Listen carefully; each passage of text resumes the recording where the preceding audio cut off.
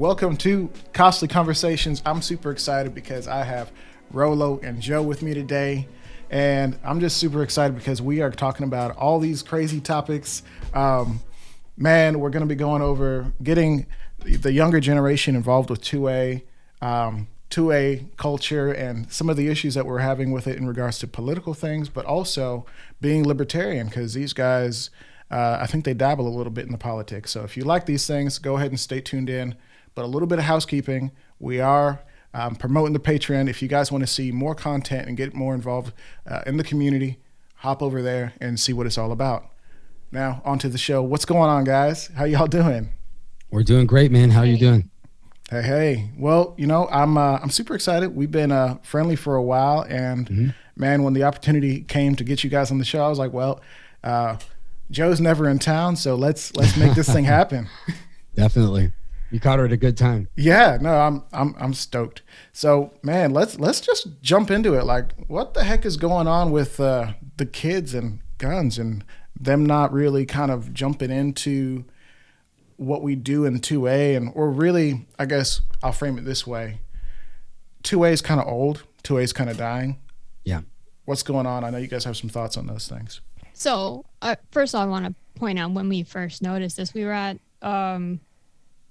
a convention that had a lot of gun owners, and it was very surprising. We just looked around, and like the second day, it really hit home. I'm like, wow, everyone seems, middle age to later age. Where are all the younger millennials, the Gen Zers?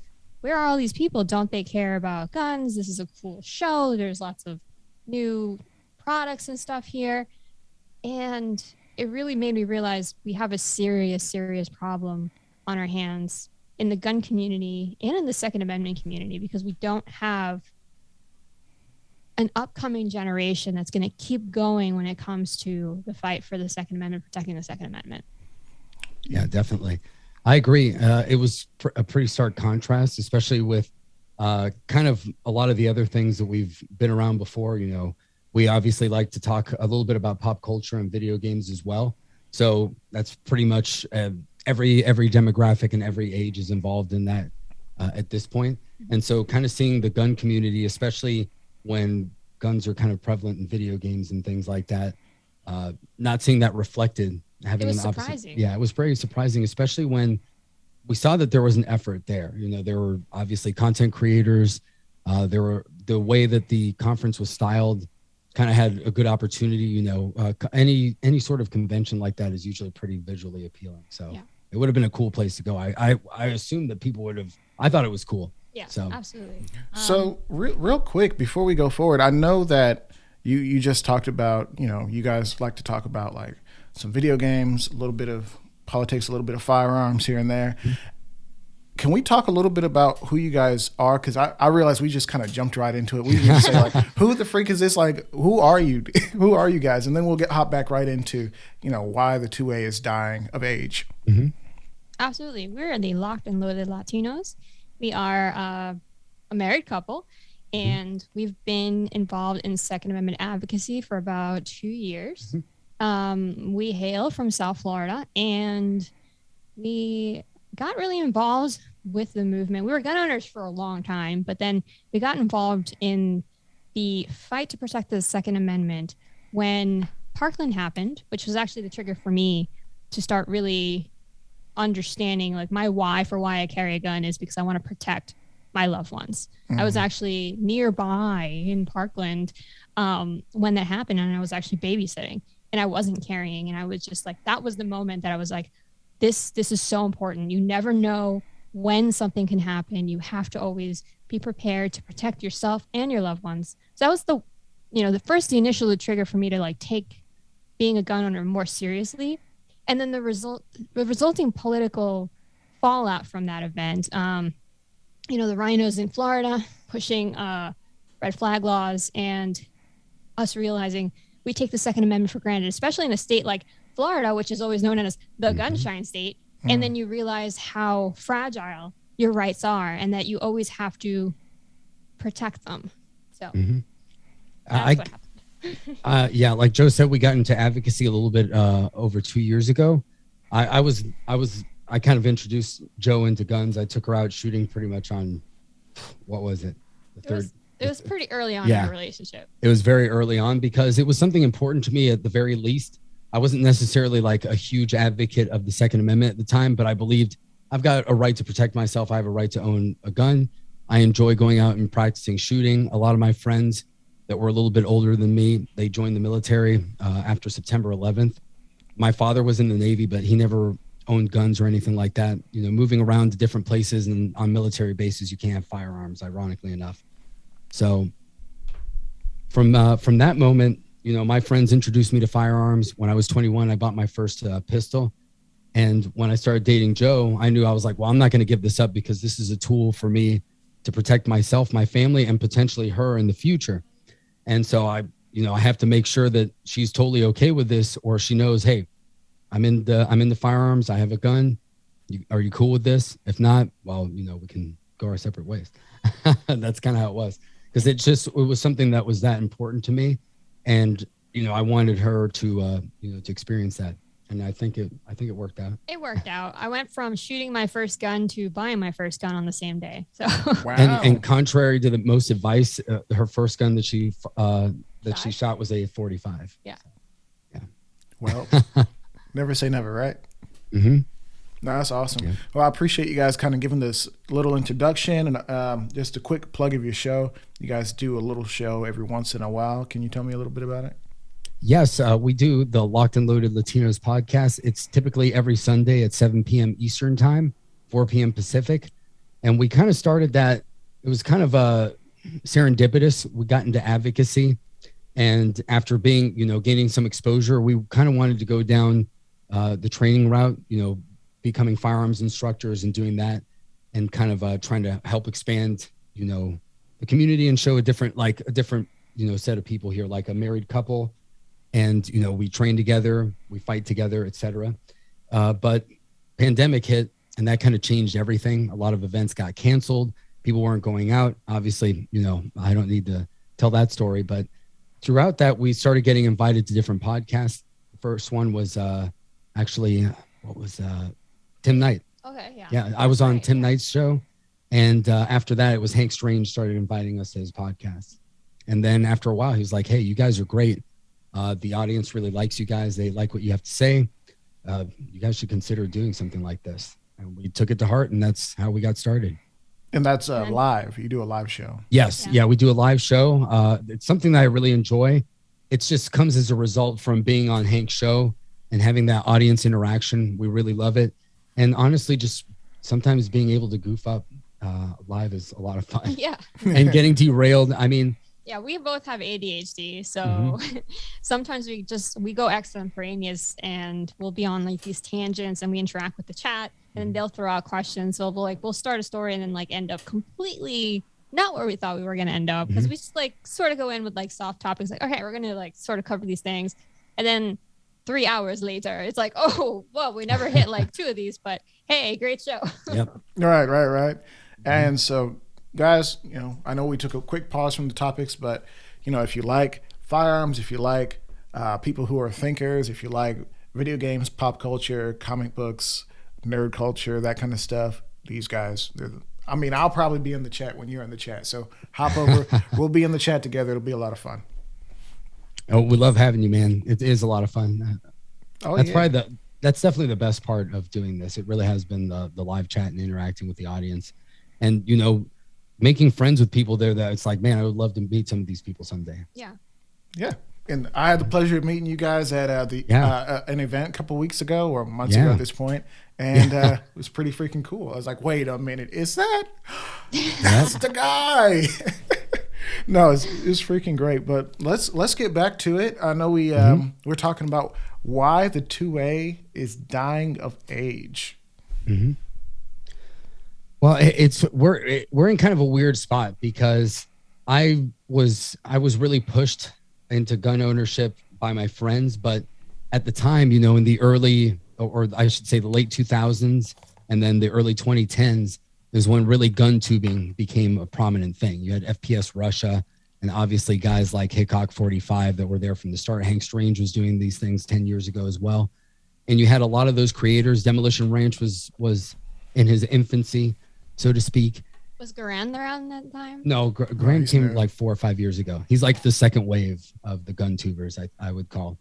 But, you know, and they were just out there. And at the time, they just, you know, there were things that you could do on YouTube back then that you cannot do today. It was just the Wild West of content creation. So I think a lot of early YouTube channels were really awesome at that time. But they really just showed a fun side of guns. And obviously being filmed, you never saw anything bad happen. So, I mean, safety was not necessarily emphasized there, but it definitely showed like a positive side of firearms. Like, hey, it can be fun, or hey, if you're safe, check these out. These are some guns that you may have seen in video games, or let's check it out. Can I make this shot? And it was just really cool stuff. And around that time too, Top Shot was on History Channel. So it was this weird time where gun culture was almost normalized. And then it definitely wasn't stigmatized like it is now. Yeah. And to think it really wasn't that long ago. It was 10 or 15 years ago. But obviously with, you know, tragedies that have happened along the way and the media really pushing a certain agenda to try to disarm people, it really has changed a lot, I think. So I feel like the generation, and I actually got to experience this before my current 9 to 5, I used to work in an office setting, and I had office mates, and some of them were younger, and especially towards the end of my stay there, and they were in their 20s, 21. And I was actually very surprised. I always like to talk about guns. I would introduce it very slowly to people and see how they would react. And I was very surprised, even with my friends who leaned a certain way that tended to be anti-gun, it wasn't the reaction that I got from the 20-year-old. The 20-year-old acted like I just said something super scary and vulgar, and she freaked out. And then I realized, wow, this generation of people are traumatized. Some of them are, or a lot of them are. So I think it's a combination of, you know, well, that's the main thing. I think the stigmatization of guns happened because of the media coverage, and these kids grew up with just gun bad. And no one's really making the effort to reach out and say, hey, this is not what you think it is. It's actually an important tool that you should consider, especially if this was a girl. She should consider having to protect herself. Absolutely. Yeah, definitely. And so we're running into this issue of, you know, gun bad, stigmatized, firearms. It used to be kind of cool, used to be acceptable. Maybe you wouldn't see a lot of people like pushing the idea of like carrying a firearm, but at least, you know, if you saw somebody with a military style rifle, quote unquote, like it wasn't like, oh, well, that's cool. Like, oh, are you going to blow up those drums? Like, oh, are we going to shoot tracer rounds? Like there was a cool factor to it. Now it's like gone out of style in a sense. You're not really seeing a lot of young people at certain events. Yeah, there's still kids playing Call of Duty, Battlefield, Halo, the works. Well, not so much Battlefield, Halo, the works. But what can we do, I guess, as people in our position, or what can maybe the larger organizations do? Because there's plenty of large orgs doing stuff and pushing their money around. Well, you brought up video games, which we were always going to talk about because we love video games. But I actually disagree. I think that the kids, like if you watch Twitch, which I think mostly is a very young demographic, right? I don't know what the demographic is, but there's tons of 9, 10, 12, 15-year-olds on there. There's not so many. I mean, there's probably adults, but most of the people on there are definitely under the age of 20. And the number one video games that people watch are still Fortnite, are still all the shooting games, Call of Duty. So clearly, guns are still, strangely, even though we just talked about the fact that guns are stigmatized and guns are bad, in video games, guns are still popular, or at least the concept of them are still cool because, you know, if you just look at the statistics, a game, all these battle royales and video games are still super popular. So one of the things that we can do is, you know, bridge that gap, because what they're missing is the information, the education. These people may not be totally brainwashed to the stigmatization of it, of guns are bad, they're starting to think, okay, these things are cool. Use that cultural aspect of of video games and fortification with education, with, hey, let's talk about guns. Let's talk about why these are important for your freedom and why these are important to save your life one day, or as a sport. So just that, using that cultural aspect of, or that popular pop culture aspect of video games to transition that to real life, because this generation isn't doing that right now. It's just staying at the video game level of, oh yeah, as a toy, it's cool. Instead of thinking, this is cool, and it's also something useful that I can use in my life. Mm-hmm. Yeah. I think you almost want to you want to normalize it in the way and still have the separation, kind of like how kids can like racing games, but obviously they know in real life you can't drive that way. So you want to be able to, delineate that, but still have the cool factor, because obviously if you see something like a McLaren or a Lamborghini in a video game, you're like, oh, that's so cool. And then when you see it in real life, you're like, oh my gosh, this is incredible. Like, it's really here in front of me. And the same thing can happen with guns. I mean, one of the coolest things for me was when I was able to buy, an AR-15 for the first time, and then make it look like an old school M16 or something like that, or buy a 1911, or, all of these different guns that you may have seen in video games. And it's like, wow, now I can use it. And then trying to translate, well, I'm really awesome at video games, so I should be awesome at shooting guns. And then it's like, no, you're not necessarily going to be that way. And then practicing that craft and trying to perfect yourself, going through the grind like you would in a video game to get your skills higher. And then knowing that those skills can translate to maybe saving your life one day or saving your loved one's life. And it's just pretty awesome. I think part of also what's been happening, and this is kind of a bigger thing, is I think guns are very ingrained with American culture, and they're almost uniquely, the gun ownership culture is uniquely American, I would argue. And we've seen that the younger generations have a lot of anti-American sentiment. Mm-hmm. So obviously anything attached with Americanism or American history can have a negative connotation because of that. So I think guns and the Second Amendment, and even freedom of speech to some extent, because we see that a lot of young people believe in censorship, or like, you can't say certain things or things like that because it's going to hurt my feelings.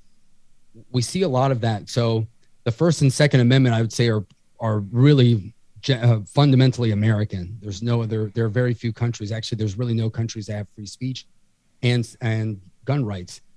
So pushing, that anti-American sentiment is going to really obviously hurt the gun community. I think that's part of what's going on, because it's, oh man, that's like Americans are the only ones into guns. And how people kind of say that with disdain or disgust. Yeah. And younger people see that it's portrayed really on, throughout the world, and obviously by the media and pop culture in the United States. So it's almost like, yeah, man, that's not cool, because being American isn't cool either. But we didn't actually answer Aaron's question. What do we do?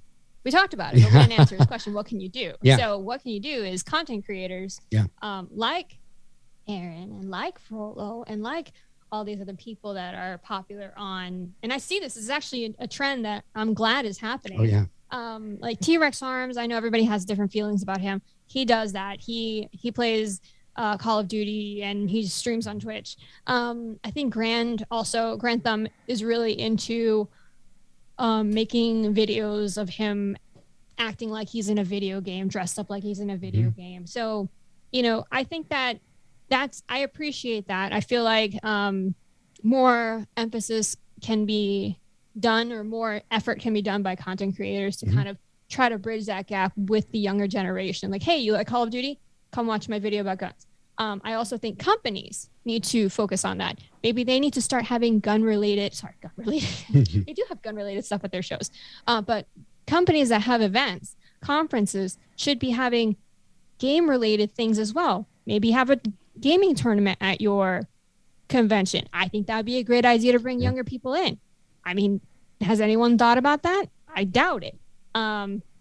They also need to make better programs for youth education. I would love to see better programs coming out.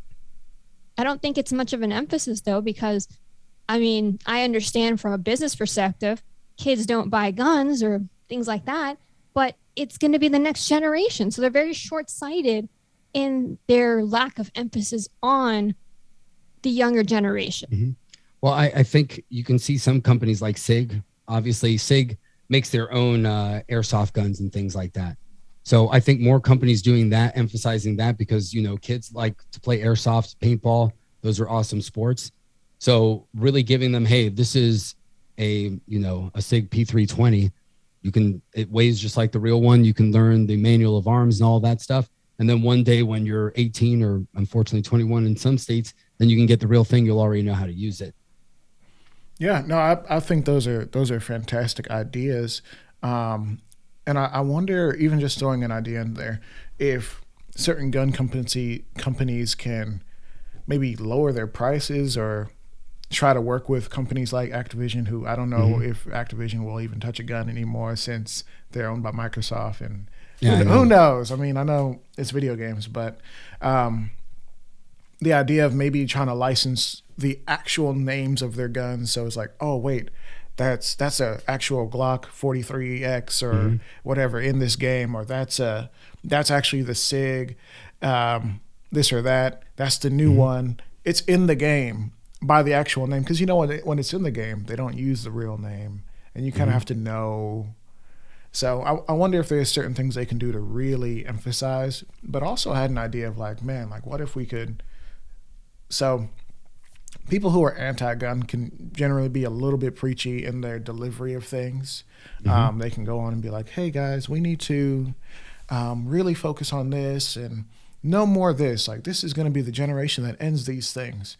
I think we do need to, I hate to say it, but I think we should adopt a similar model. We can make it our own, but actually go out of our way to preach a little bit and say like, hey, commercial during these Twitch commercials or whatever. Hey guys, just want to let y'all know firearm safety is a big deal, and this is an awesome gun. But we got to be safe. You know, these are targets. You're real people. We got to be super safe. Never XYZ, and just show them like the 4 rules. Yeah. Buy your 60-second commercial and make it happen. Let one of the characters from Call of Duty, Real World Tactical or Alexis Zedra, like let them do the commercial. People would love that. Oh yeah. Now, obviously, it's a little preachy, and it's not really in the wheelhouse of, you know, hardcore 2A conservative old school guys or whatever the idea is, but we got to do something. No, I think that's a good idea, actually. I like that a lot. Well, shoot, maybe I should license it. Sorry, guys, we're not dropping the episode. Oh, man. So, no, I do like that idea. It's pretty cool. Yeah. I'm not sure. I know that Lucas does a lot of stuff on his Twitch channel. He actually shows them like taking apart guns. I was like, wow, Twitch doesn't care about this. YouTube will go crazy. They would lose if it's a live mind. stream. I know Twitch is like Twitch is a weird place. You can't say certain things. You could be in a hot tub in a bikini, apparently. You can take apart your gun on a live stream, but you can't say certain things. So it's like Twitch is a weird place. Yeah. They don't know what they want. Yeah. And obviously they don't have like YouTube and Google have massive algorithms and AI that are scanning all your content. So sometimes as soon as you upload a video, you're like flagged. You've got like a licensed product or some sound and some song in your video. It's like, oh man, they Somebody know right away. hummed the song and now exactly. Like, nope. Whereas Twitch pretty much just relies on moderation. So either the users report and they're like, this person's doing a bad thing and I'm bothered by it, or it breaks the terms of service. Then they'll send their mods in there and the mod's like, okay, it is, or no, it isn't. Shoot, people are watching like full seasons of like actual television shows on Twitch at one point. They finally got gigged by that. They finally did. Oh my God. Pokimane got suspended for like 3 days and she was so upset. She like, don't care. Dude, you were sitting there watching a whole episode of a show and not Listen, not to get into it, but she's just mad because her contract is ridiculous and she has to stream for like 50 billion hours. And this was a way to kind of take a break from all that. Stop signing bad contracts. Get a Patreon. I don't know. I know. Facts. Yep. Well, that's the old Twitch streamers that got into it deep. They got too embedded with Twitch. So you always have to try to monetize on your own, make your own website or do something else. That's external. Honestly, and that's why I highly recommend, like, hey, if you see a streamer or a content creator that like you really like support them as much as you can. You know, watch their stuff, share their stuff, hit like as often as you can, and of course, you know, if they have a Patreon or some products that they're selling, buy it. It helps, and you can support. That said, like, let's. Do you feel like there's anything else that we can do, just I guess as an industry, to make things happen, or do you feel like we've dropped some pretty good solutions? I think we had some good ideas. I think just kind of normalizing it. Just regular people. And getting the companies to pay attention and care. I'm not going to say what company, but they literally said, like, that line is actually like a legit line from a company that I heard an insider tell me. Yeah, we were going to do that, but kids don't buy guns. Yeah. That's crazy to me. That's so short-sighted. Yeah. And maybe you also, and maybe you just need to, but their future. Yeah, that's the thing. They're future customers, and that's what they need to think about. But maybe you do have to, go for the parents, especially the moms that are usually, moms demand action is obviously one of the biggest gun control groups out there. So, having a counter to that, showing stories of moms that, like Joe's best friend, Beth Alcazar of USCCA magazine. She's the editor at large, right? Yes. She is. Cool. So, she emphasizes, being a mom and protecting her kids, and also, training your kids, being responsible with your firearms, all of that. So you show a positive spin about that. She plays video games too, so that's pretty awesome. It's pretty sweet. So sharing all of that stuff and showing that, hey, if you raise your kids responsibly, you teach them right to respect firearms like you would anything else, whether it's knives or even just, sticking a plug in an outlet, knowing that you have to be careful about how you do that. You can electrocute yourself. All of those things.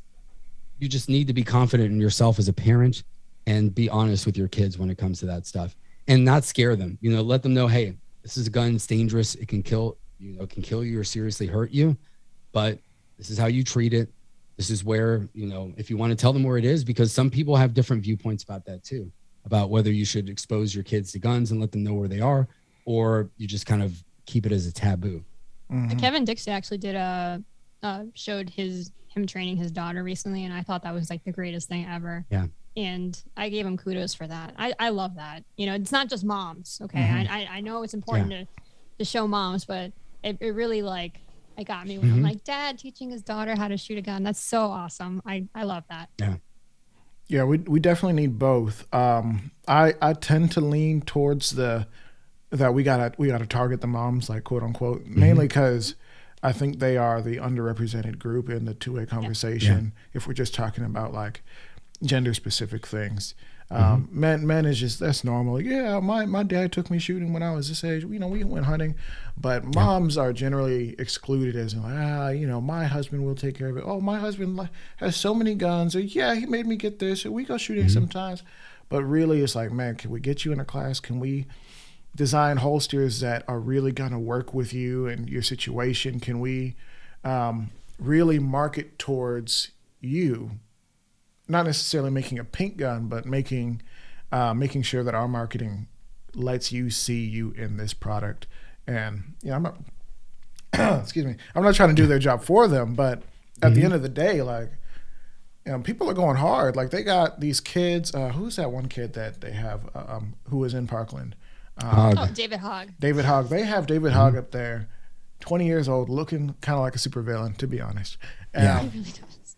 And, he's tugging at the heartstrings of parents and being like, hey, look at my face. I'm young. I'm saying that this is a problem.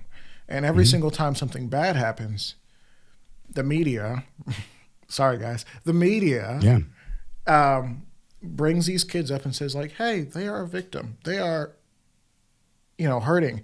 And that is true in a sense.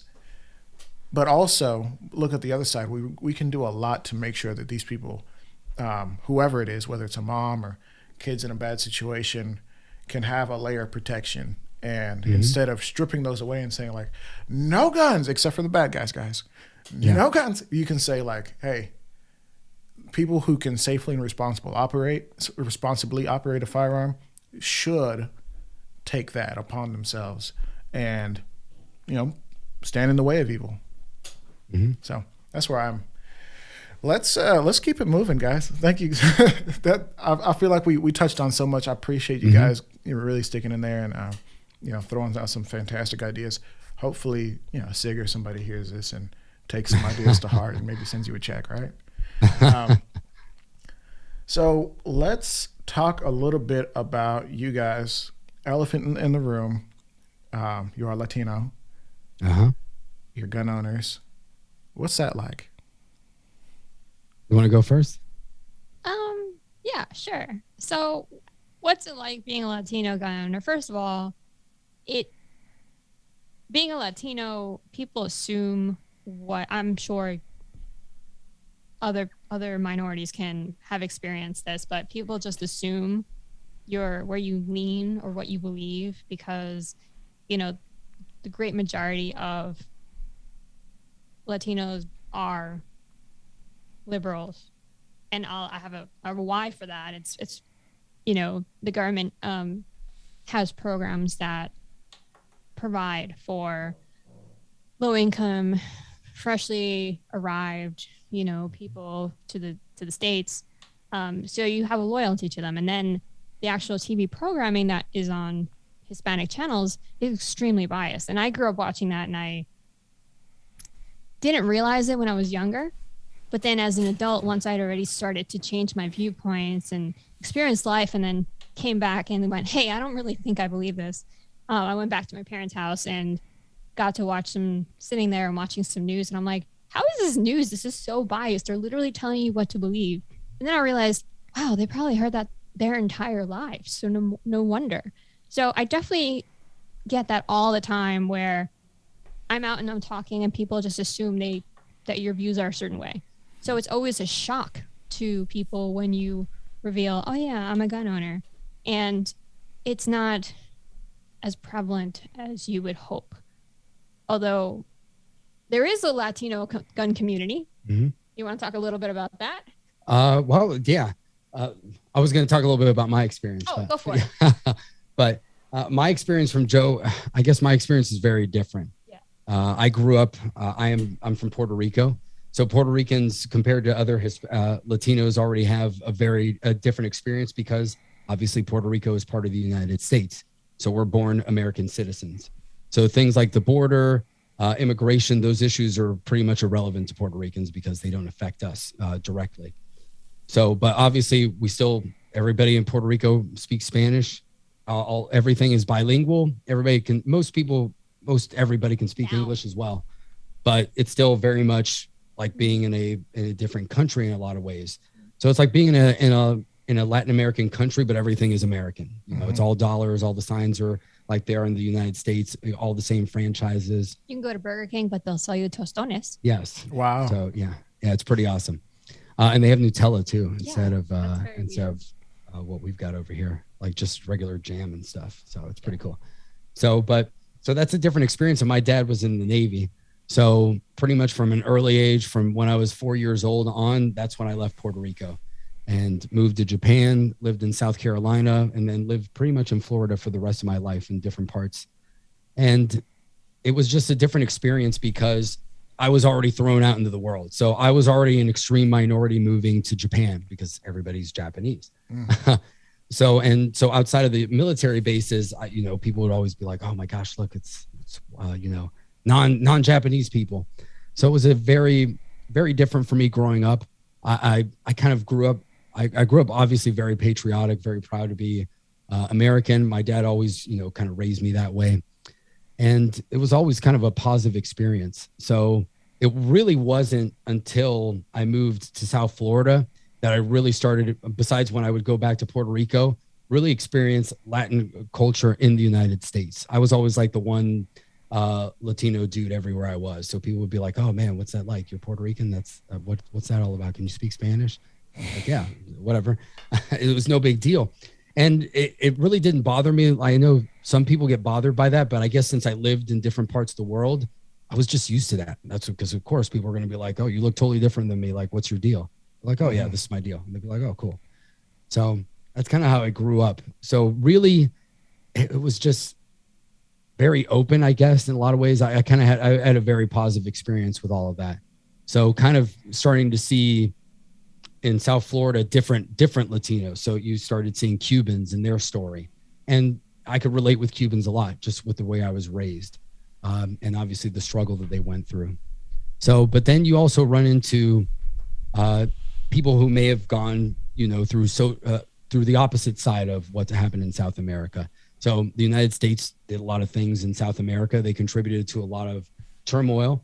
So there are a lot of people that see guns as either oppressive because they have some dictator they're fighting, or foreign countries interfering with stuff, or they have drug cartels. So everybody that they see in their life that uses guns is bad. Basically, that's what they're exposed to, and they just see that all they cause to them in their eyes is ruin. Yeah. So it's different when you come here and you see the contrast between, let's say, Cubans or somebody from Central America, from Panama or something like that, where they can have totally different perspectives on these things, or somebody from Mexico if they're in an area that's controlled by the cartels. And that really just kind of opened my eyes. I was like, wow, man, like, okay, even me knowing now, I can see that we're all very different, even though we do speak the same language. We all have different histories. We all have come from countries that have different histories and different relationships with guns. Mm-hmm. Yeah. So really, I think what we kind of emphasize is, especially with people that have that negative view of guns, is obviously this is moving to the more mature conversations. It's like, you can't look at guns as a tool of oppression. It's a tool of defense too. Mm-hmm. And it's also a tool to stand against oppression. Because if, let's say that in your country, if you had been able to own guns, maybe the bad people never would have been able to take over in the first place because they knew that there would be too much resistance. So sometimes it's an insurance policy where it's like, you know what? I'm not going to mess with these guys because they're way too well armed. I really want their stuff, but it's totally not worth it because I'm probably either I'm not going to make it or it's going to hurt. And I really don't want to deal with that. And so it can be used as a deterrence. And that's something that I emphasize to a lot of people. You never want to have to use your gun. You don't. That's a bad day that you have to use your gun. Yeah, it really is. It's probably going to be the worst day of your life. Yeah. And it could be the last day of your life too. That's, yeah. So knowing that, you just have to be prepared to defend yourself at any moment, and really pushing that message kind of wakes people up. It's like, if you could prevent what you went through in your home country, wouldn't you like the ability to do that? Or at least the opportunity. Well, I think that's why Cubans are so pro-gun, or at least the majority of Cubans are older Cubans, at least people who have had the experience of living in Cuba. I've found a lot of them are very pro-gun. And I find that refreshing because they are very much aware of, hey, if I had this, then I would be free. Yeah, absolutely. Yeah, and that is the mature conversation, and being able to kind of get into those things, I think from a Latino's perspective can be powerful. And I do think that majority of the people in the 2A world really don't know how to communicate these ideas with people from these backgrounds because they just can't relate at all. Yeah. Not in even a single iota, other than maybe knowing a story. Yeah. And even myself, like, I'm just like trying to think, it's like, man, how much, Latin American history do I know? Not much. Like, I know there's some turmoil here and here, and a dictator here and there. But other than that, it's like, man, what do I know? It's actually really cool. The number one movie right now is Disney's Encanto, which I found so relatable because that's my mom's story. My mom grew up in Colombia during La Violencia, which is their civil war. And my grandfather was actually a political figure, and they were actually trying to assassinate him for his political views. So they actually had to hide the family in the attic when their town got stormed by the FARC. Yeah. So it was really cool, like, to see, hey, this is like nobody knows about this story, and now the number one movie in America is about my history, like my parents' history. This is really cool. That is interesting, and really, I think just the idea of being able to look back, not even a few generations, but like, your mom, your grandmother, and their family, they came from a story that's completely different, coming into America and kind of like immigrating in that way. And I don't think that's a story that's really talked about much, like you just said, but I don't think that's many people's story in the sense, well, obviously there's some, but just the majority mindset isn't quite like that either, because people have been here for years, or even in the African American situation where like stripped from the home and you don't get to remember anything from that place. And it's like, well, what country are you from? So I do think it's powerful that you have some I guess some history that you can know and kind of relate to, and then obviously with your understanding be able to talk to other people from those areas and be like, hey, this is something that my family went through, and be able to speak to it, especially for the promotion of the Second Amendment. I think the best part is just having perspective, because a lot of people that have only lived in the United States, either you have a super idealistic view of the United States in the case of some people, or you have an extremely negative view of the United States and you think it must be the worst place in the world. And when you see how other countries are, you realize that that's not, neither is the case. It's more in between, and really more on the positive side for a lot of people. At least here you have the opportunities. In a lot of, South and Central American countries, you really have no opportunity at all. You don't have rights. You can't do anything for yourself. You're constantly, worried about, what is the government going to do something, or is our drug cartels going to do something? Things have definitely improved in a lot of countries. Obviously, Venezuela is a terrible example of what's going on right now, and the cartel violence in Mexico. But Colombia has definitely improved a lot, and a lot of South American countries have definitely prospered a lot over the last few years. But you still see that turmoil. Where did we see recently? Bolivia, yeah. In Bolivia, there was a lot of violence. We were actually in Washington, D.C. when there happened to be an actual, what's it called, a protest in D.C. for the violence and political unrest in Bolivia. So, yeah, I mean, I think South America in general has a long history of instability. So I think I don't want to say the majority of people who come over are patriotic. But like my parents, even though they lean liberal, they're extremely patriotic, because you know what you come from, and you're so grateful for the opportunities that you have here. I mean, my family's extremely prosperous now. They came from nothing, and I have 2 siblings who are doctors, and I have a great career, and we're doing great. So you sit back and you go, wow, if my parents hadn't come here, if we hadn't had been blessed. And that's why it makes you patriotic. I'm like super patriotic, because I'm aware that I'm lucky to be here. So I think a lot of Hispanics, I at least hope, I know a lot of Hispanics that are extremely patriotic, because they also are aware of that, or they're cognizant of that,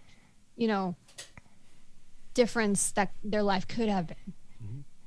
Now, contrast that with, and as we kind of touch on it, some of the Latino gun groups and some of their ideals and some of their, I'm not going to necessarily speak to it too much because I think you can speak better, but I guess the section of America that is, I guess, exhausted with the idea of this American idealism and being patriotic, and like, Joe's like, yeah, I'm very patriotic. And then there's going to be some people maybe even tuning in who are just like, blah, she's a patriot.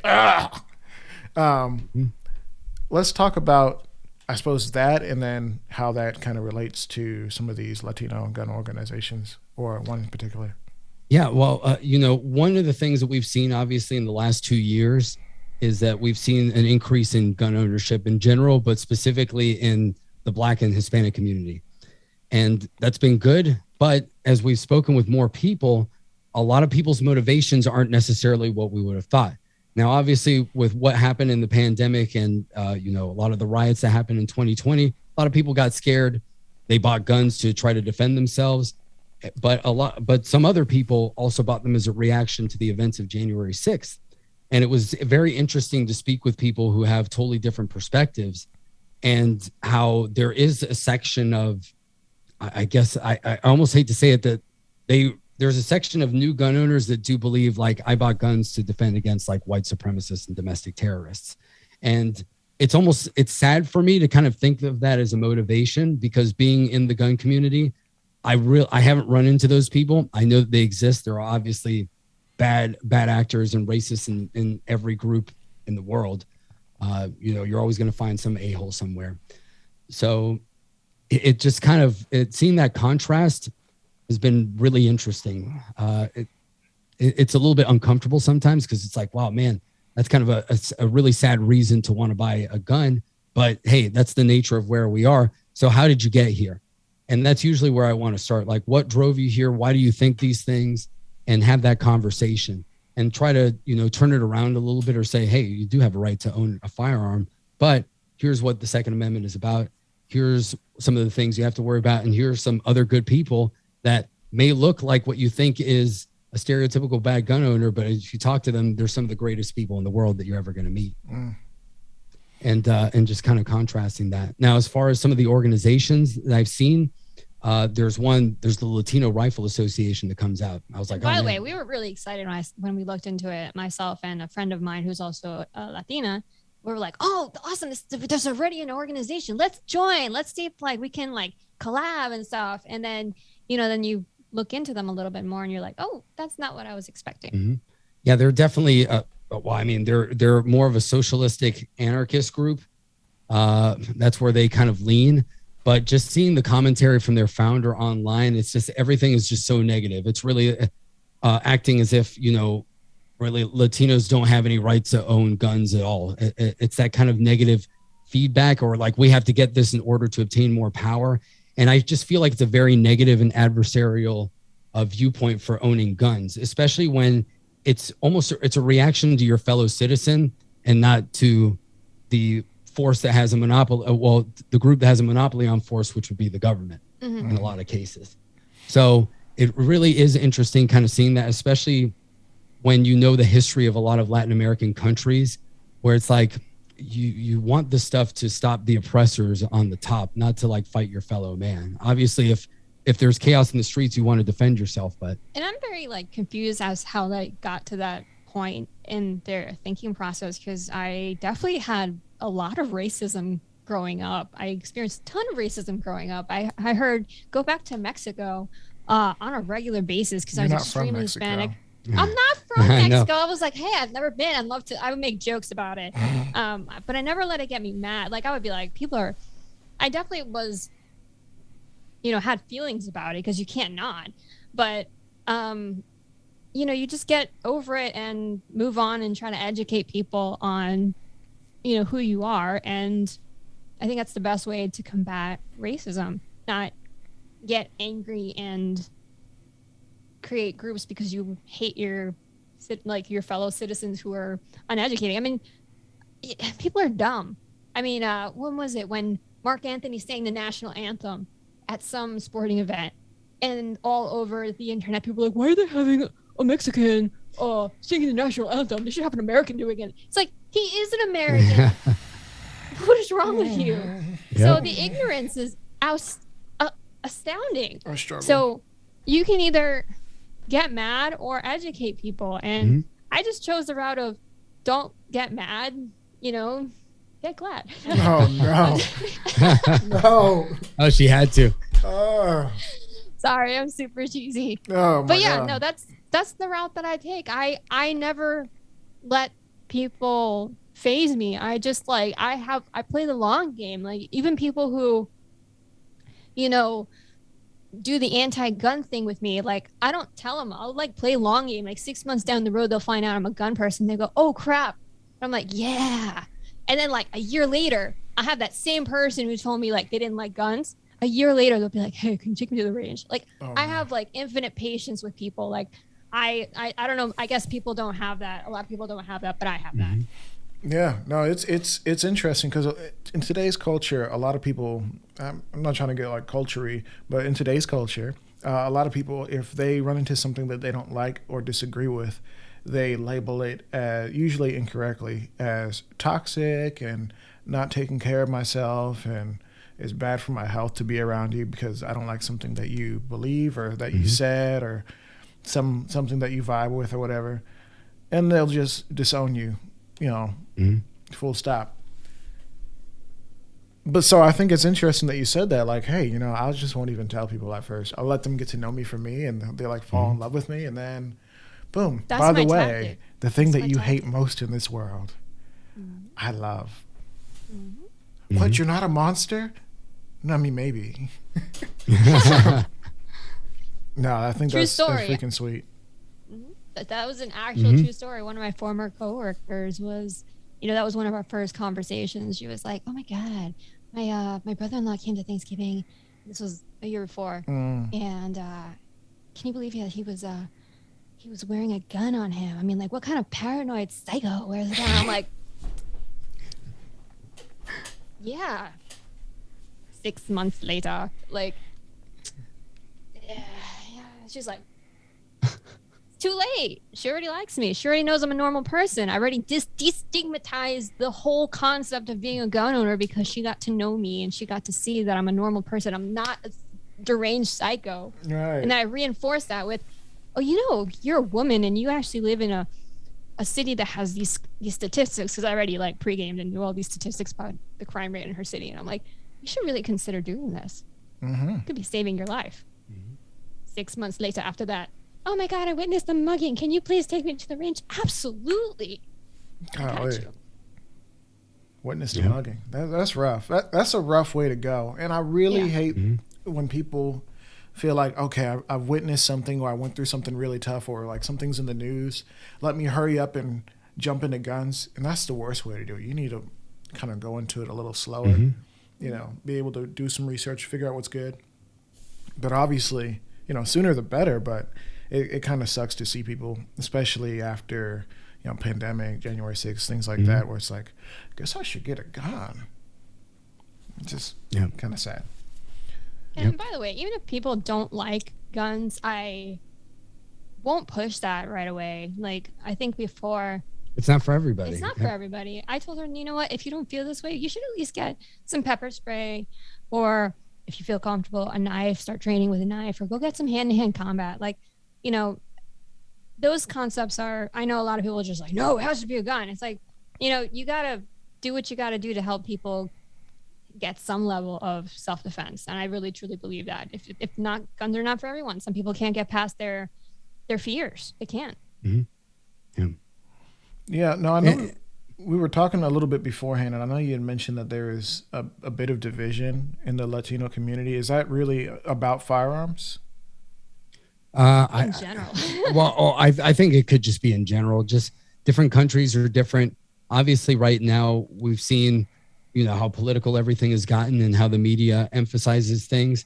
I think we're starting to see a different, one of the things I wanted to, kind of talk about that other organization too, is one of the red flags in any organization for me as a Latino is if the word Latinx is used. To me, that's a huge red flag because, so for those of you that don't know, Spanish is a gendered language. So there's Latinos, Latinas, and most of our words are, everything has a gender because we have L and law. We don't have just like a the word. There's no the word. There's an L and law. So your couch is a girl or a boy. The chair is a girl or a boy. The table is a girl or a boy. You can't take that away. It's part of the actual it's built into the language, the structure of the language. So seeing it's funny because I see that and I'm like, people, you guys are against like a cultural appropriation and you're against all these, but now but you want to take my language and basically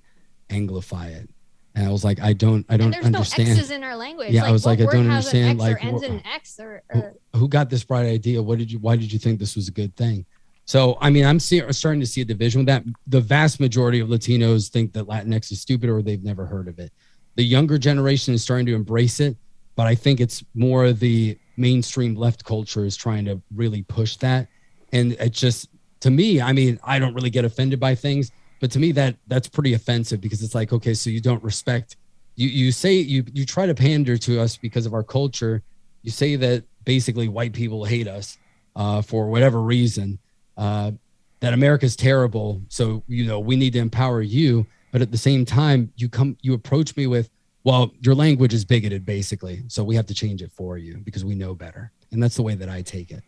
And I just find that kind of whole pandering, the whole less than, even when, you have certain people say, well, black and brown people don't know how to use a computer, so they can't figure out where they're going to vote. I mean, you hear things like that, and it just really is like, so which side who's really trying to like put me down here and who's really disrespecting me? And that's what I've seen. And I'm not saying that to me, it's a lack of respect. Yeah. Like you're acting like you care and you want the best for me, but then you completely disrespect my culture and my language. So, well, there's that division. To answer your question, going back, we get off on tangents a lot. I'm sorry. CADHD. Yeah. Yep. Hispanics are definitely not a monolithic. To bring that quote, monolithic cultures. Mm-hmm. It's definitely not a monolithic culture. Naturally, because we all come from, or most of us, or great majority of us come from different countries. There's Chile, Mexico, Honduras, Colombia, Venezuela.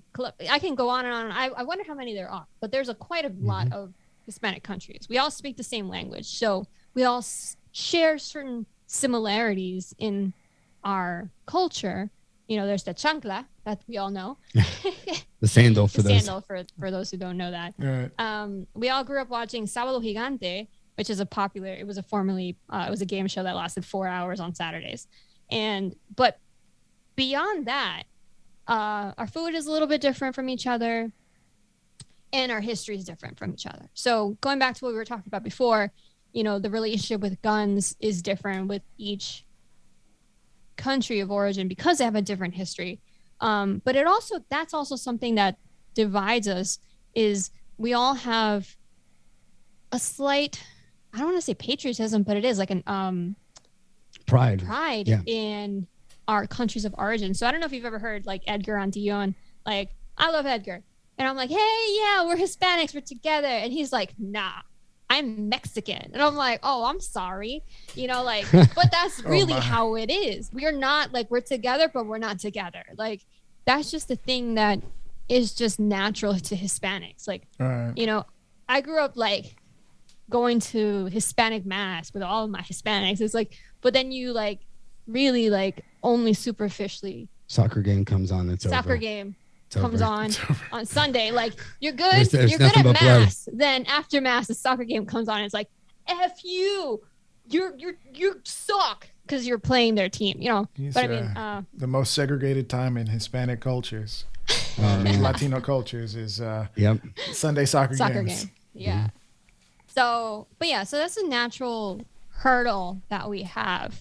And then now with this organization, I see yet another hurdle is there is apparently a culture or a generation, I don't know if he's younger, but or at least a community of Hispanics that feel some kind of oppression or something that makes them dislike Americana and dislike government. And trust me, I don't like government.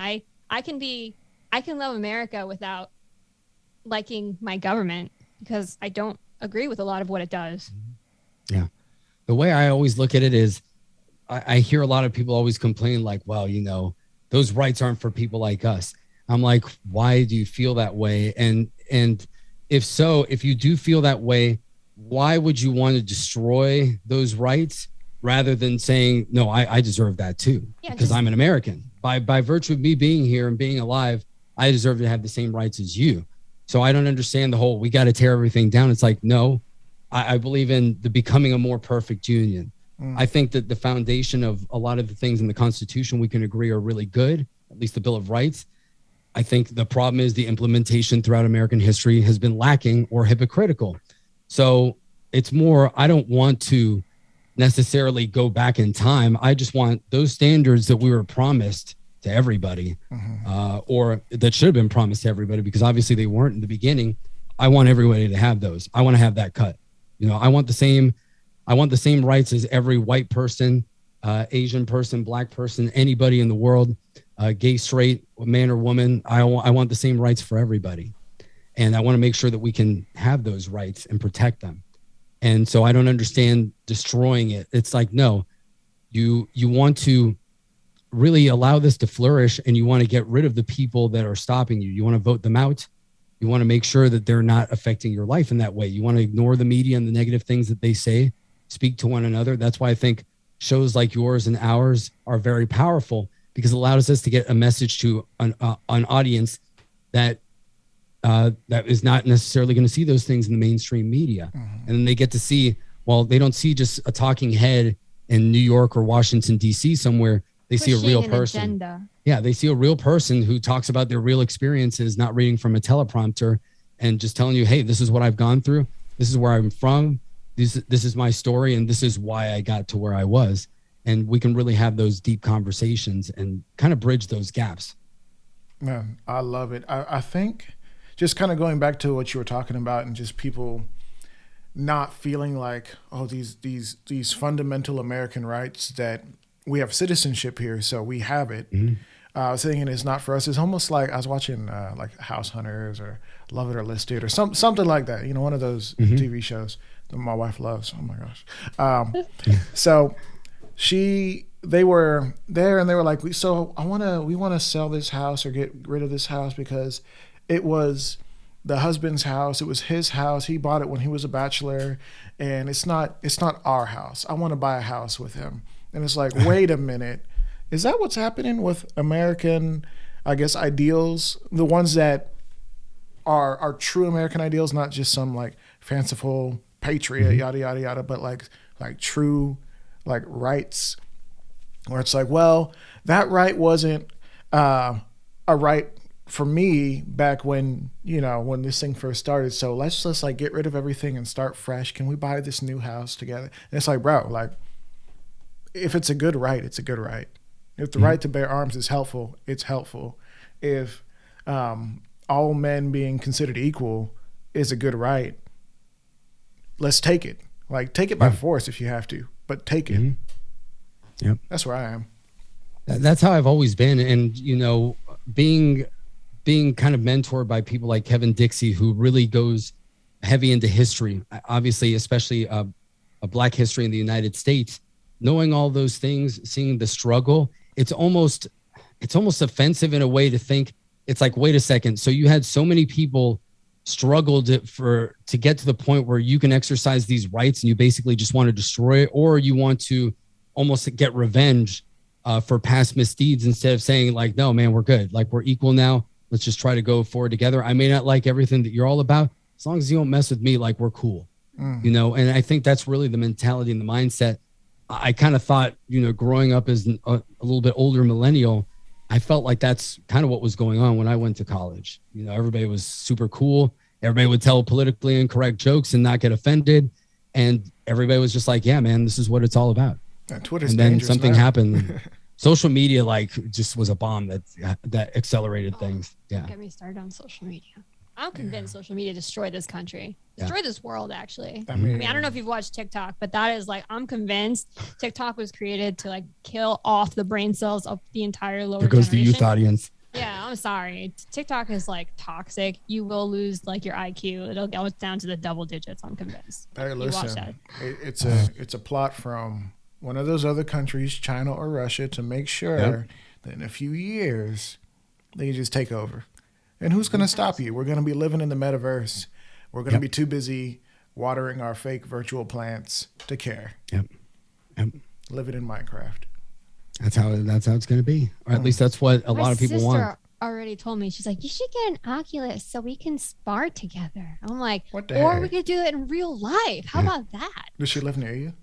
No, she doesn't. Well, I was like okay. 30 minutes away. It's close enough that I'm not going to buy an Oculus to spar with her. Y'all could just meet in the gym in the middle. Yeah. Yeah.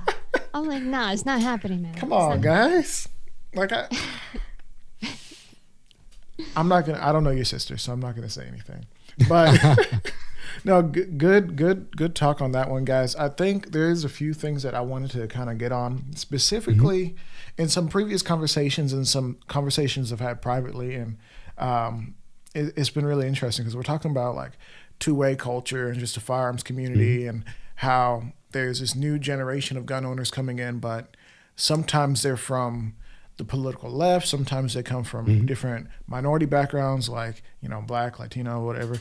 And it's like, man, when you go to your concealed carry class and they're talking about, you know, those liberals and things like that, you know, just kind of using that rhetoric, it can be kind of damaging, you know, not to borrow the language of the kids, but a little toxic, you know?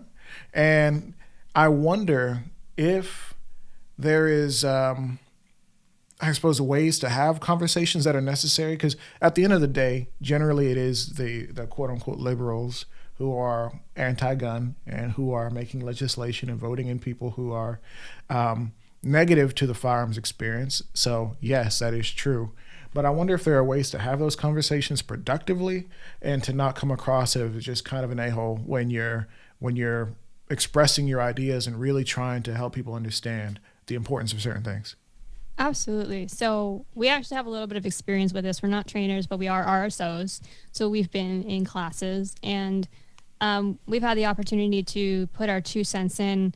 And I think it's actually really important for trainers to do that, where you are addressing not just like, hey, these are your gun safety and your fundamentals, but also the importance of why you carry a gun, why the Second Amendment is important. So instead of making it political, you should never bring up the right or left, because the Second Amendment and the First Amendment and all the amendments, they should be apolitical.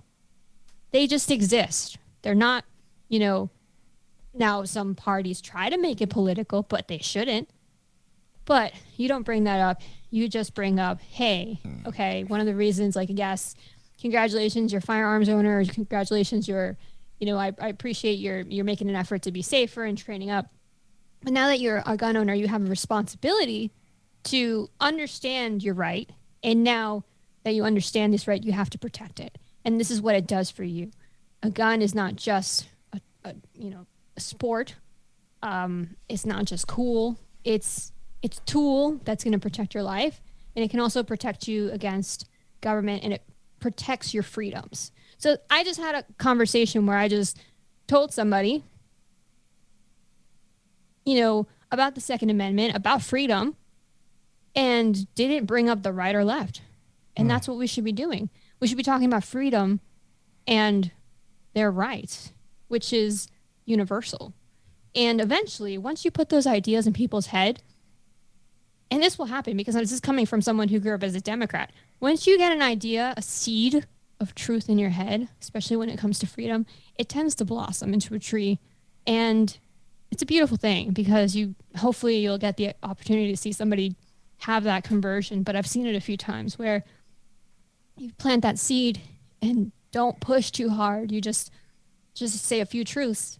And down the road, they start coming to conclusions of, hey, maybe these people that I support politically, they aren't protecting my freedoms and my rights. Mm-hmm. So they'll come to those conclusions because, like I said, there is a political party that is not protecting people's rights and freedoms, and they'll figure it out. Mm-hmm. And then they'll also hold people who are supposedly pro-gun accountable too. Because one of the things that we saw in Florida was, obviously after Parkland, it was the Republican Party of Florida. We had Republican governor, a Republican supermajority, and they passed red flag laws, and they increased the age of purchasing firearms to 21.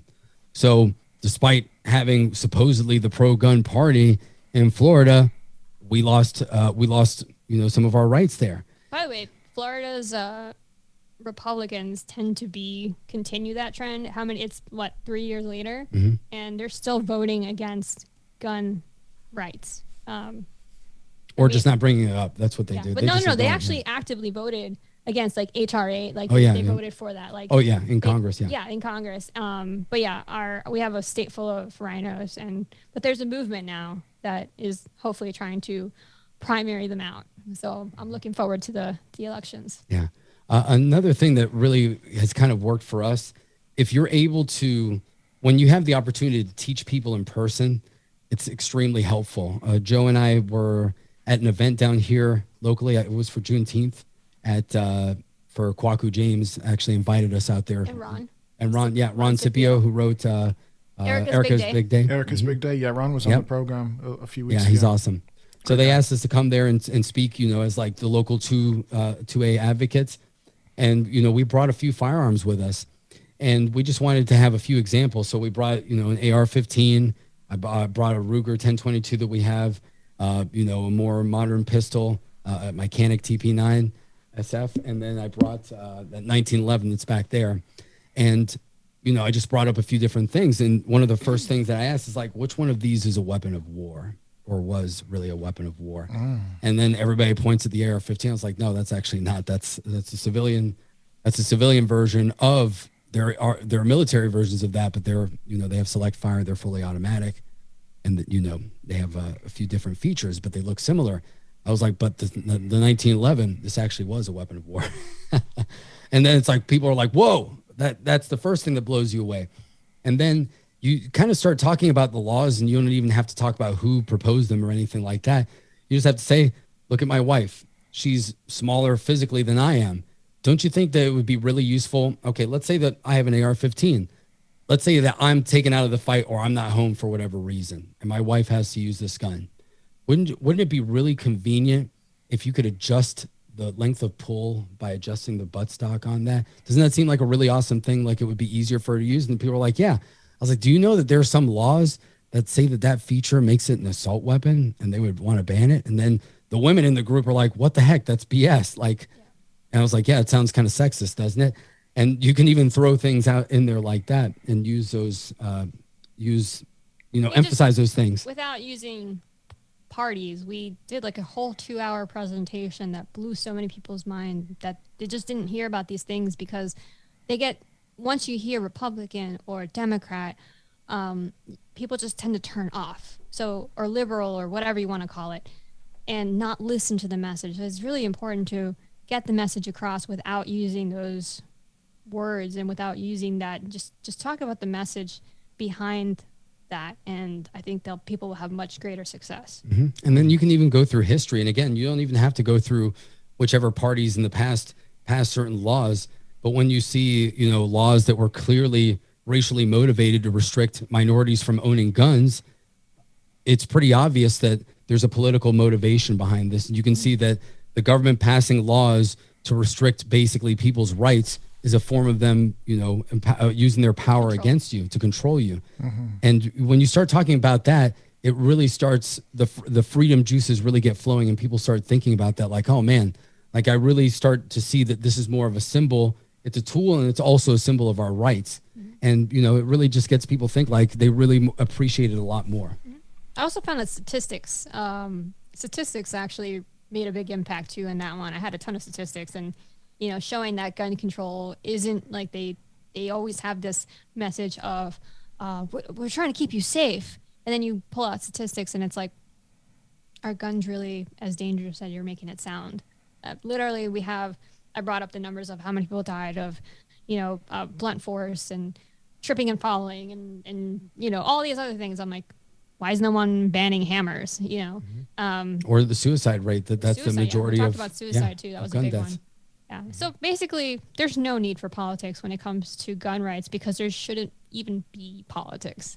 And I think that's the main thing. Yeah. Mm-hmm. Now, let me touch on the suicide one, because that one's important to me, not from any personal mm-hmm. experience, but because I do have a bit of a heart for just people's well-being and making sure that people mm-hmm. are good, because when people aren't good, like that throws everything off.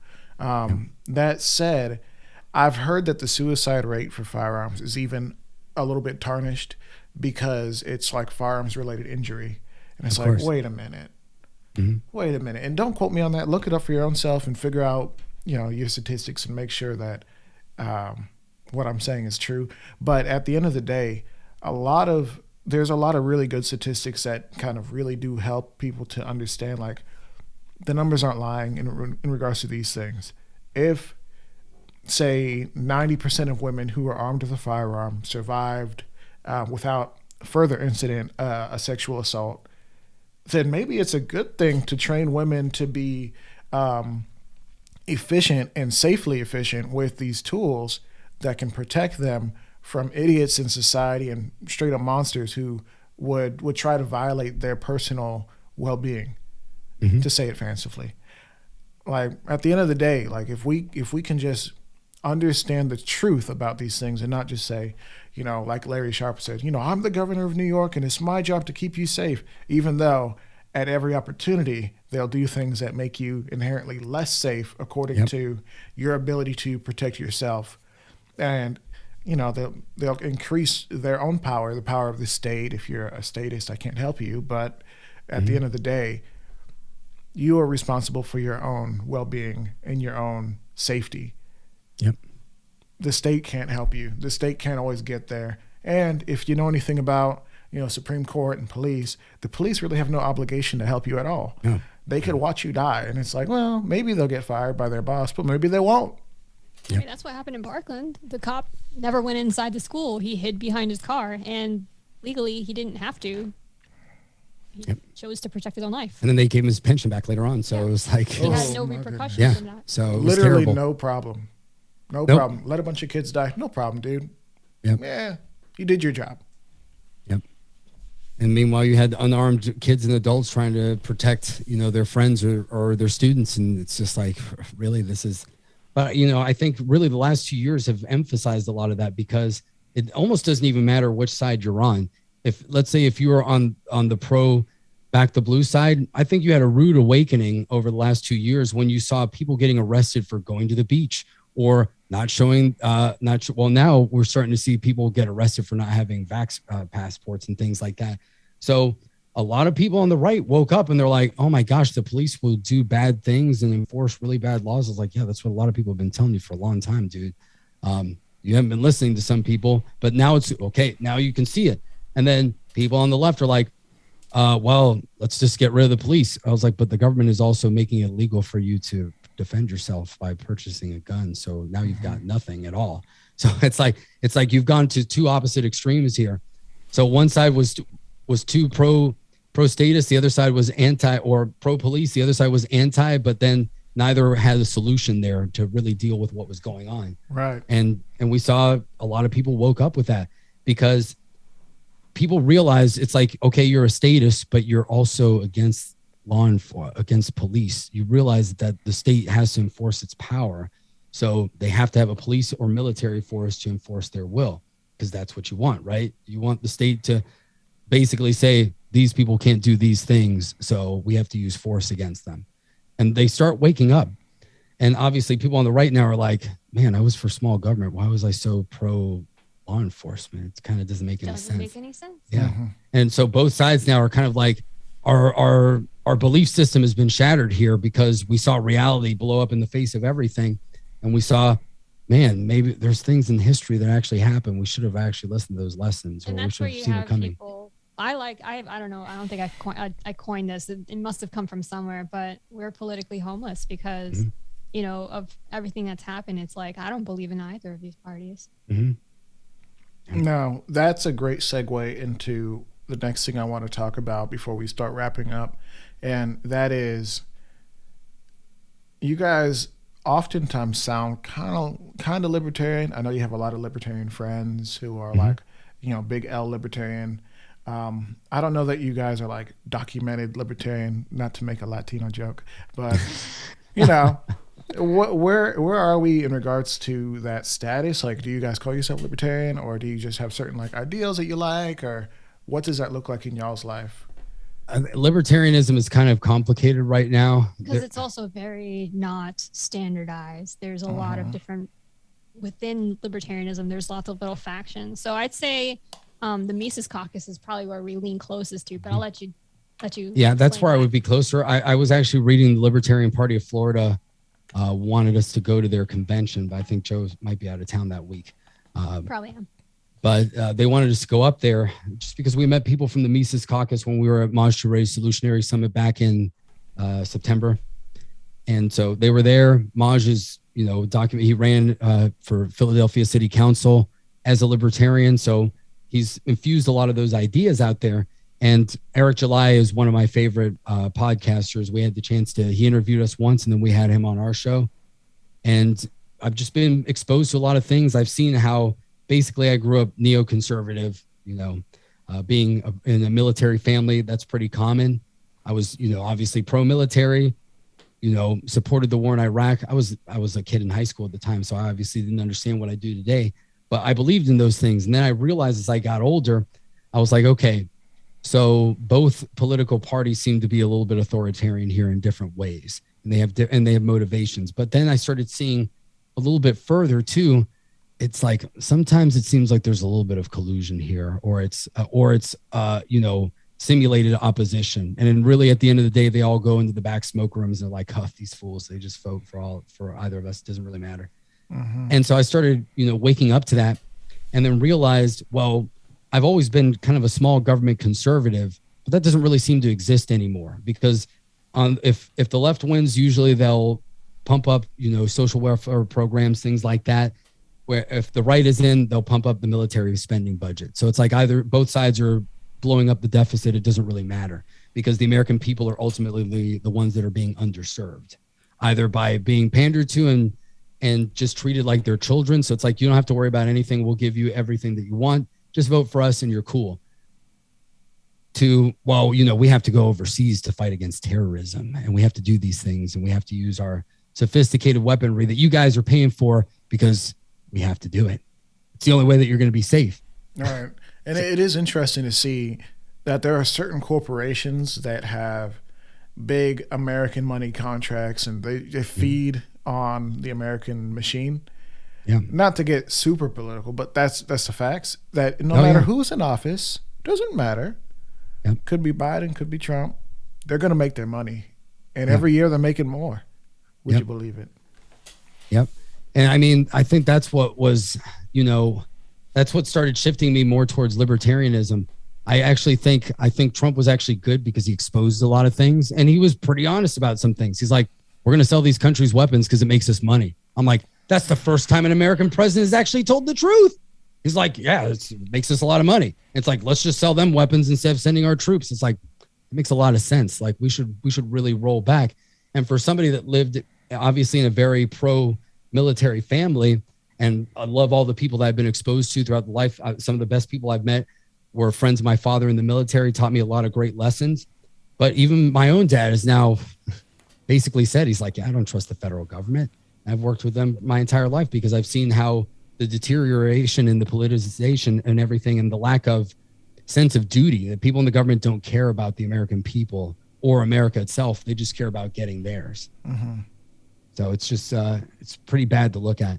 Do I consider myself a big L libertarian? At this point, no, because the Libertarian Party needs to figure itself out. Yeah. And also, there's a few things that I don't agree with. I do not agree with open borders. Some people may call me a hypocrite because one of my parents was an illegal immigrant many, many, many years ago. But I'm realistic enough or mature enough to understand that was not the right way to do things, even though I come from that. And it's not good for this country to just have an open door policy. There's a lot of problems with that I see, and I don't like it. So I don't, there's aspects of their platform that I'm not 100% on board with, but I'd say about 85% of the platform I like. Well, and I actually like what you interviewed Larry Sharp. We had the chance to talk to him too at Maj's Solutionary Summit.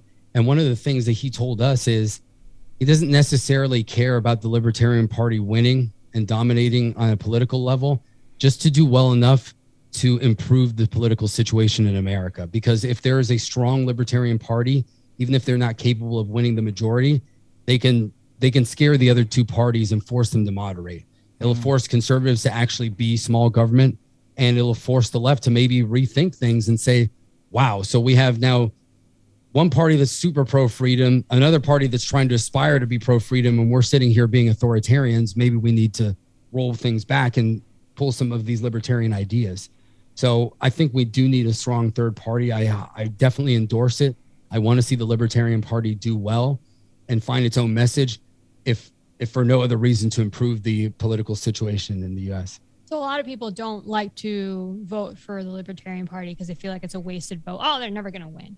The reason you vote for the Libertarian Party, though, the real reason is they need a certain percentage in order to get on the level of the two-party system. Right now we have a two-party system. A lot of people don't know this. It's really stacked up against the libertarians. You have to, when you run for office, when you run for a third party, you have to pay a higher fee. You need a higher number of signatures. So basically, it's easier to run as a Democrat or a Republican. Yeah, and a lot of cities you see this. That's what happened with Maj in Philadelphia. He talked about the fees that you had to pay just to get on the ballot there versus being one of the big two, because they're a duopoly. So they can negotiate ultimately to be like, well, we're both going to pay the same thing. It's like, but let's make sure to keep everyone else because out. they're colluding Yeah. because they don't want any new ideas coming out. Between the two of them, just go back and forth, this little pendulum swing that we have with politics.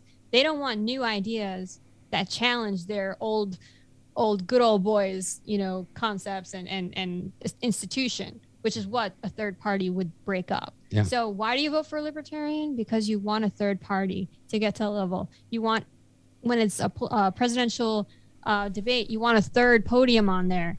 You can't get that unless you break a certain percentage. And hopefully with this election that's coming up, we're going to see much more people voting and trying to get that third party recognized, which would be great. And I think we've been seeing a lot of young people go into the Republican Party too, because let's be honest, there's more potential to try to change the Republican Party than the Democrat Party on certain things. Like if you're not a statist, the Democrats don't really want you right now. It's you're not going to break into that. It's very difficult. Whereas if you're a Republican and you're a libertarian, if you run as a Republican but you have libertarian ideas, you can start pulling the Republican Party more towards the libertarian side too. Yeah. If you want to have a more established platform, you can basically try to co-opt the Republican Party. I mentioned this earlier, but I'm looking forward to certain rhinos getting primaried, especially in Florida. And I know a lot of the younger people running in the Republican Party are the small government pro to have these platforms. So is it traditionally Republican? Absolutely not. We want to break away from these traditional useless. Clearly it's not working. We need something new. This government needs this country needs new blood, new ideas, and those ideas should be small government, freedom minded platforms. Yep. Yeah, we definitely need something different, and that's why I like having conversations with guys like Larry, you guys, when we talk a little bit of politics, and of course Olivia Rondeau and people who kind of dabble in these things or know these things intimately. Because at the end of the day, like all these things that we're like, we grew up talking about this for years. Like since I was like in 7th grade, we're talking about like, we should do these things. And, as I'm kind of going into high school, you ever heard of reparations and all these things? I'm like, whoa, what's this? And like what has been done? I've had a few presidents in my lifetime. None of them have really done anything to really change certain things, except for let's go to this war now, or let's stay in this war now, and we're finally going to leave this war now, but let's start one with Russia while we're here, And I don't really want to do that because I just saw this video of this big shirtless Russian dude with a 6-pack arm wrestling a freaking bear, and he won, and I'm just like, I don't want this. All you need to watch is the U.S. Army recruitment video that they had a few months ago with the girl with the 2 moms, and then the Russian one where it shows this badass like bald Russian dude jumping out of planes with an AK and like on the battlefield. And you're like, yeah, who's more intimidating? Like who's more intimidating right now? And I saw the other day that a bunch of like women in the Army barracks for basic training were on TikToking, and then their drill sergeant was coming. They had to hide. I was like, this is the kind of discipline that we have in the military. Like, I mean. Listen, I'm all for fun, but this is that seems like it's a little too much. That said, I think we do need to have these conversations a little more often, just to really help people who maybe they don't really touch this stuff to just know kind of what the game plan is, so that we can do something a little different. Like you ain't got to watch all the libertarian debates or all the this or the that. And I'm not even telling you to go vote libertarian. That's what they're doing, but they're here to tell you what they want to tell you. It doesn't matter. I don't care. Ultimately, make a decision based on the information you have. And I feel like no one's talking about these things. When I say no one, the media. The media. And just to touch on something you mentioned earlier, Joe, you used the term rhino like 6 times. Take a shot for every time you heard rhino. I don't really endorse drinking, but take a shot. Get some water. Can you define that just for people who have no idea what you're talking about? Sure. A rhino is an acronym that I don't know who coined it, but it's pretty funny. It stands for Republican in name only. And what that means is a Republican who possibly when he was running or she was running, spouted all these, I'm for this, I'm for that, I'm going to do this for you. And then when they actually get in office, they don't do anything or they do the complete opposite. So Florida had a bunch of that. We had a bunch of people running for seats in Congress and the state Senate, and a lot of them spouted all this pro 2A jargon. And the second they got in, oh, red flag laws and gun control and all this stuff. So definitely Rhino is what we call them, Republicans in name only. They do not uphold the values that they said they did. It's funny because in the Let's Go Brandon song, one of the lines is actually like Republicans passing red flag laws. Yeah, it is. Yeah, that's funny. So it's, you know, that's how it is. So people know and they're aware, and that's why, again, I think we need a strong third party to really hold or a revolution in the Republican Party to make them actually have good platforms. And even the Democrat Party, like we've been seeing people wake up now where they're like, they have buyer's remorse for Biden because they're like, the economy's gotten worse. There's actually more division in some cases. The economy obviously is not doing well. Kids can't go back to school. And you've been seeing a lot of, especially mothers, kind of what's going on here. The government's being authoritarian. They're not actually helping me. No. And they're starting to wake up. And they might be like, well, maybe I'll never vote for the other side, but I can't vote for these people anymore because they're actually lying about everything. About everything. Literally everything. I'm not a big like code for this and that, but like every single time you turn around, oh, this COVID statistic's a lie. And oh, this one is incorrect. And everything that you heard from like some conservative talking head idiot guy who's like, wait, he was telling the truth? Alex Jones was telling the truth? Yo, when Alex Jones, like his things are actually like legitly what is real. It's like, what reality am I living in? You're in the metaverse. Yeah, it's what it is. We're in the simulation. Yeah. You're already there. And it's just completely wild. So definitely this is a wild time to be alive. I wanted to talk about one or two more things before we call it a day. Is that all right, guys? Yeah. So I know you guys' mentorship tree is kind of interesting. And you know, we talked earlier about like having like a coalition of like the minorities in 2A and just kind of like banding together and sticking together to make sure that we are letting people know, especially people who don't kind of see minorities as like pro 2A, like, hey, listen, 2A is for us. Stop trying to use it as a political football. But also to be that relatable person and have that representation. Can we talk a little bit about you guys as, I guess, mentorship tree in that regard and, you know, having that coalition? Yeah. So we kind of got into 2A really, like I said, after Parkland was when we really started becoming more political about it. And Joe, pretty much, we were off social media for years because we just thought social media has got nothing to offer for us. And then Joe decided to join Instagram in about, I think it was 2019. It was 2019. Yeah. And she started following gun people on IG, and a lot of them were activists or Maj was one of the big ones. Yeah. Maj. I'd heard about Maj just in different radio shows I listened to in podcasts. So I was like, oh man, Maj is pretty awesome. Started following him there. I knew of Kevin Dixie from watching him on one of Coleon Noir's seasons where he talked about St. Louis specifically. And so started following him there, started seeing, found out about Argo J, who's a friend of theirs, and then Tony Simon with the second is For Everyone. And through interactions with them and other people, we eventually found out about the Second Amendment rally that was in Washington, D.C. in 2019. And I was just like, I want to go. I originally wanted to go to GRPC, the Gun Rights Policy Conference in Arizona, but it happened like right when I finally really started getting into this. It was too short notice and I couldn't get out there. So I said, next big event, that's Second Amendment advocacy, I'm going to go to. Sure enough, I believe Rob Pincus posted about the 2A rally, and I was the first one that said, I'm there. I bought the tickets. I told Joe, I was like, I'm going to go. Do you want to come with me? And she was like, heck yeah, let's do it. Yep. She's like, I'll support you if this is what you want to do. Let's go. So we went, and we were invited to by some of the advocates to this breakfast that was being held by Second Amendment advocates to try to bring new people, new blood in and mentor them.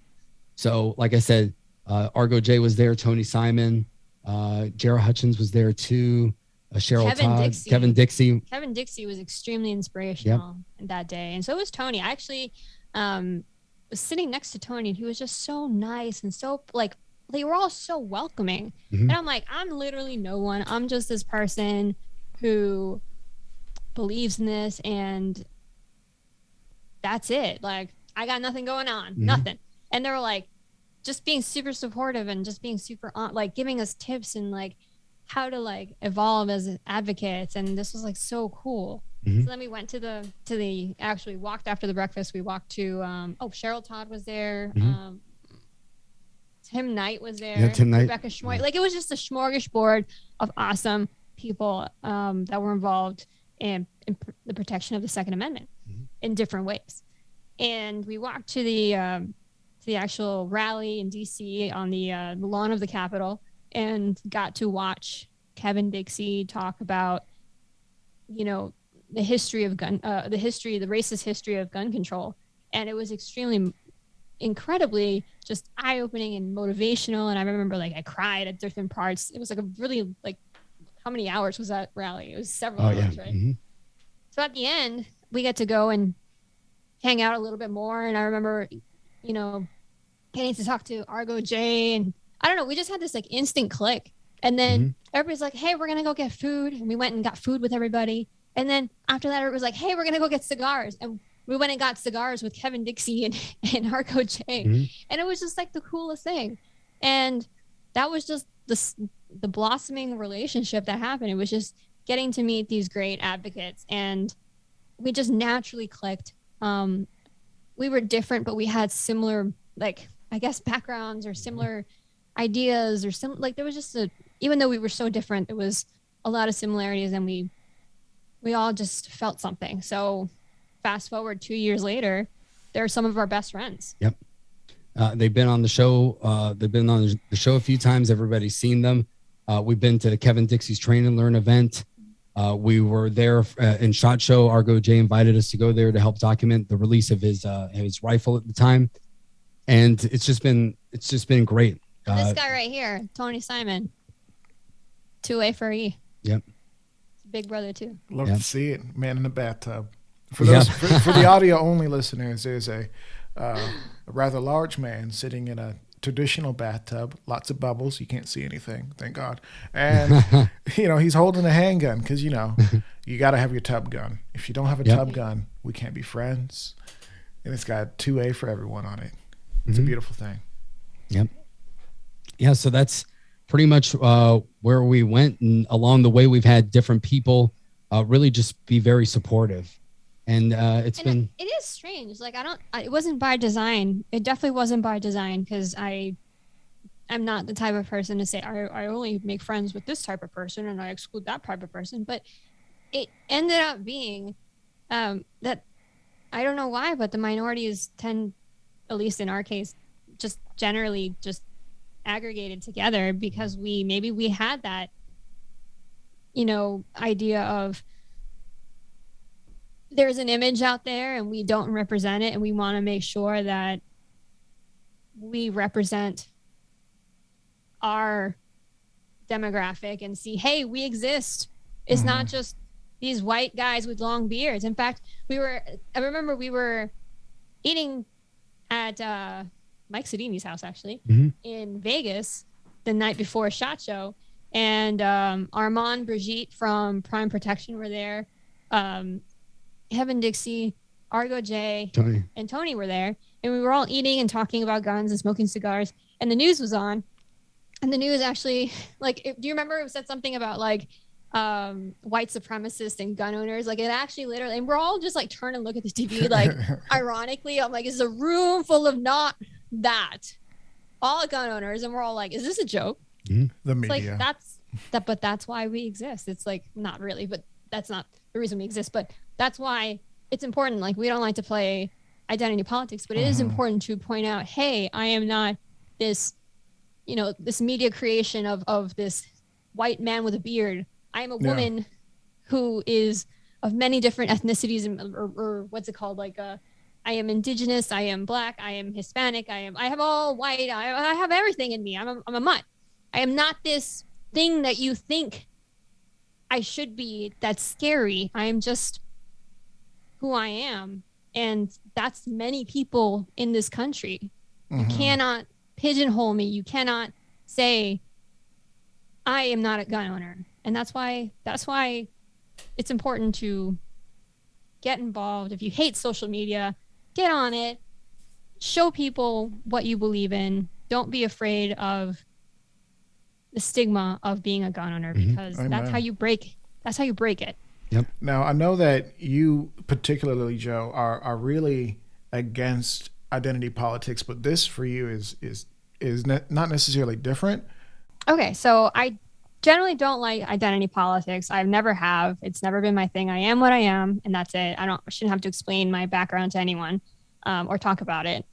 And I don't know why I feel that way. I just always have.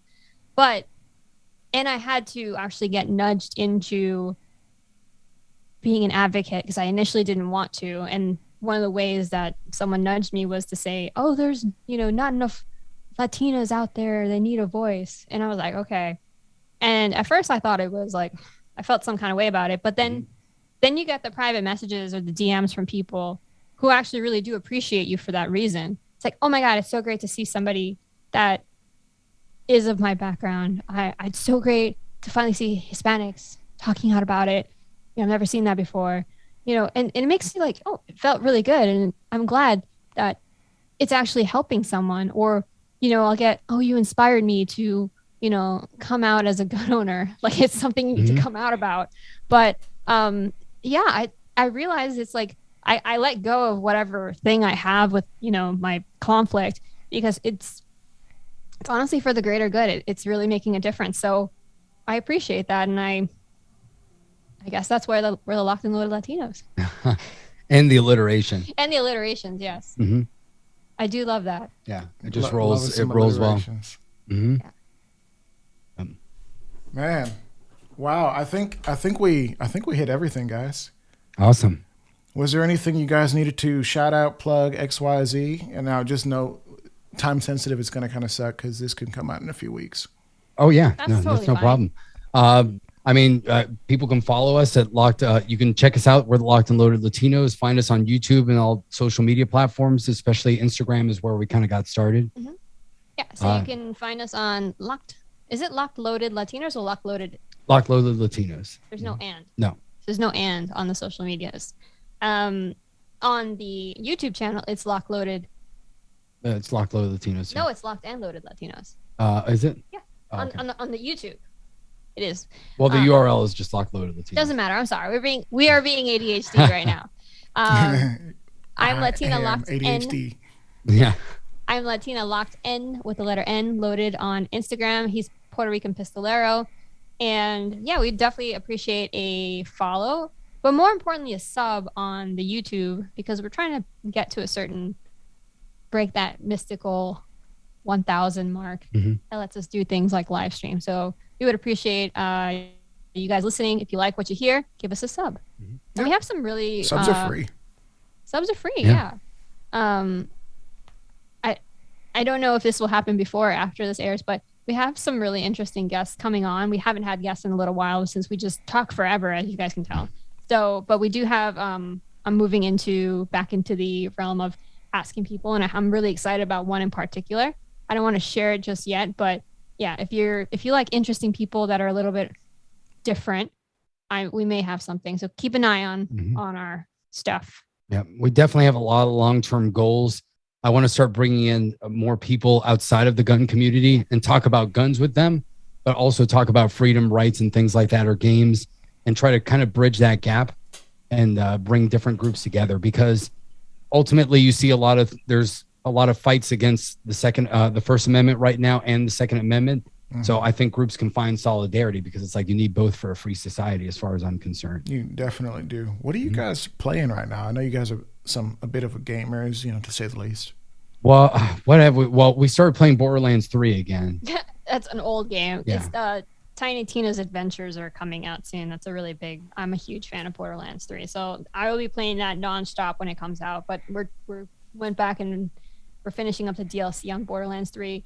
Now we're gonna end up playing Mario Kart and Splatoon a lot. Yes, for reasons. So we're branching back into our Nintendo stuff, and I'm currently streaming when I get around to streaming on Twitch. The Guardians of the Galaxy game, which has been pretty good. I actually watched Rolando play it. It's got a great story. So if you like comic books, like that one actually does a very good job of telling the story of the Guardians, which is different from the movie. Yep. Excellent. Well, hopefully people can check you out if they like what you have to say, or they don't. They could hit you up in the DMs and say, "Oh my gosh, I hate you guys. Never get back on that show again. You guys talk too much about them politics, X, Y, you know, whatever it is." And maybe they could say something nice and encouraging. Shoot, it's a new year, 2022, new year, new you. Be nice and tell your content creators that you love them. Do you guys have like Patreon or anything like that? We do. We have a Patreon and a subscribe stars. Again, Locked Loaded Latinos. If anybody wants to do that, we also do Streamlabs. So you can do that since we don't have access to super chats yet on live stream. Oh, so yeah. Super chats are huge. So definitely let's get those. Guys, if 300 of you guys go ahead and subscribe, like I think it'll set these guys over the edge. I think they're doing some good stuff. We agree on many things, but we don't have to agree on everything to know that we should support each other, especially if you're supporting the Second Amendment. So, guys, please go support my friends. These guys are actually my friends. Like we're friends. I love to see them win. Go help these guys win. I know I'm plugging their stuff super hard, but like I really do appreciate everything they do. And yeah, let's go ahead and sign off. Like right now, it's super late. And thank you so much for watching or listening wherever you are. Please like the video, share it, whatever you need to do. And of course, keep it costly.